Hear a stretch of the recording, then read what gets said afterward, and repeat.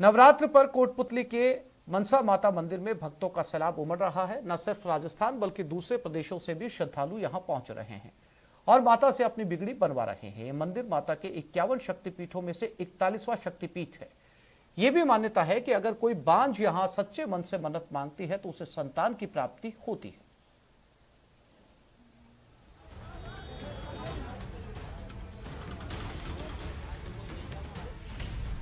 रबी season में DAP की किल्लत।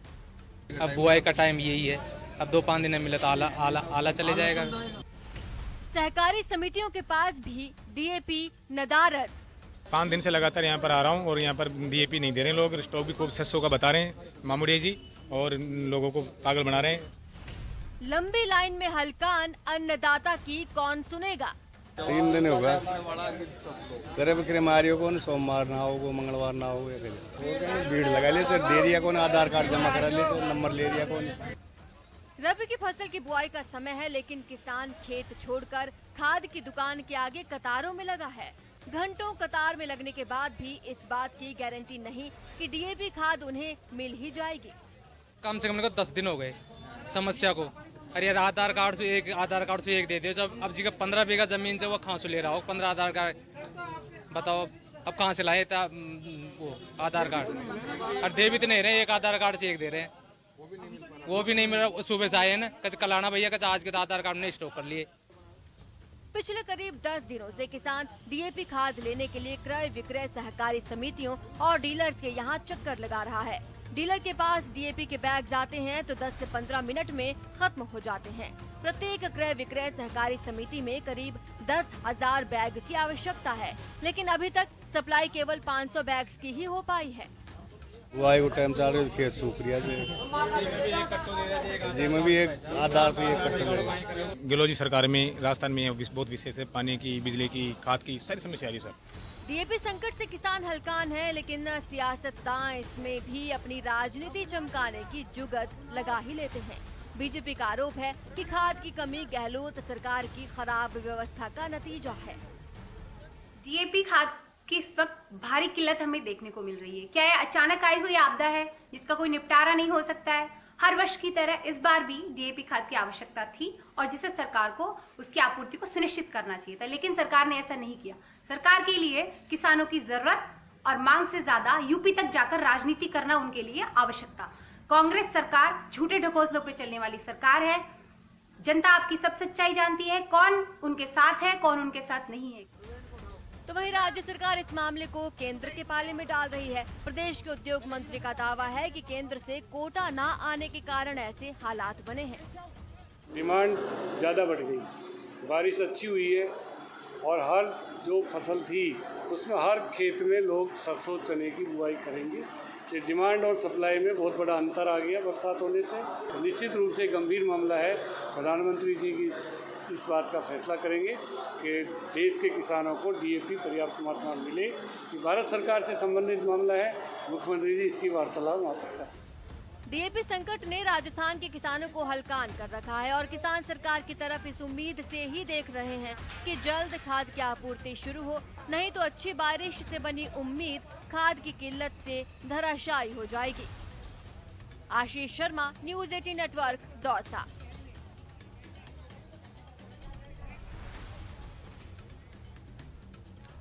आज का दिन खास है, खास इसलिए क्योंकि आज बेटियों का दिन है। जी हाँ, आज है इंटरनेशनल गर्ल चाइल्ड डे, जो समर्पित है हर उस लड़की को जिसकी नन्ही आंखों में होते हैं बड़े बड़े सपने, लेकिन उन सपनों की राह में होती है अनगिनत चुनौतियां।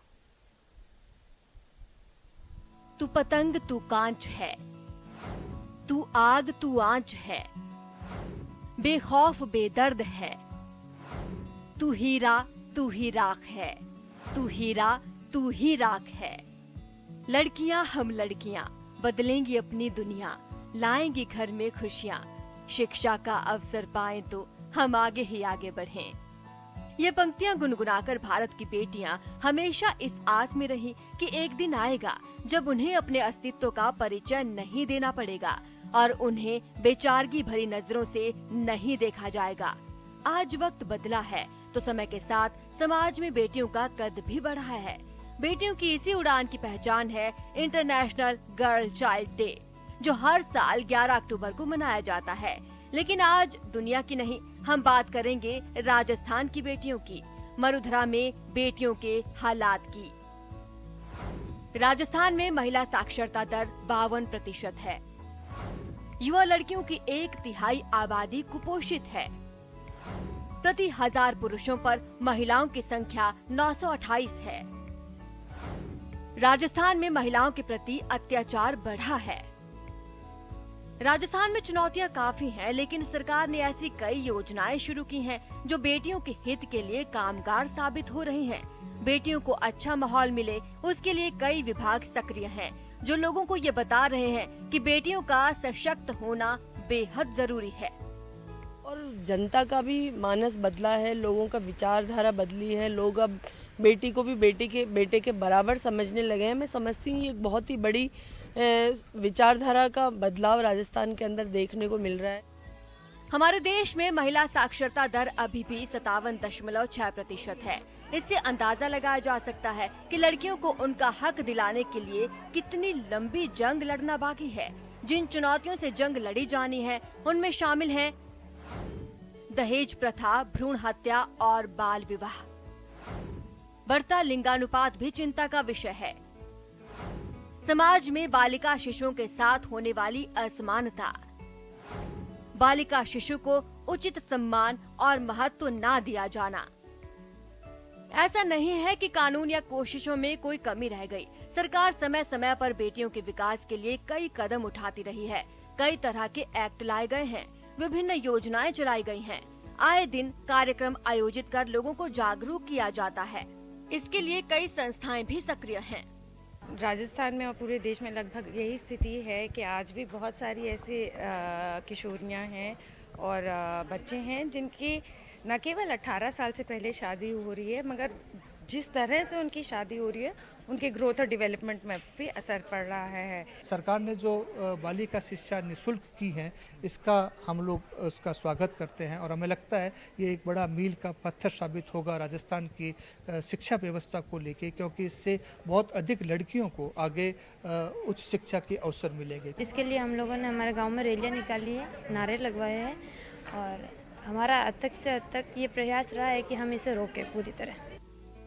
सरकारी गैर सरकारी कोशिशें हमारे सामने है, लेकिन सवाल यही है कि कब तक हम बेटियों के नाम पर सिर्फ दिवस मनाकर बस खाना पूर्ति करते रहेंगे?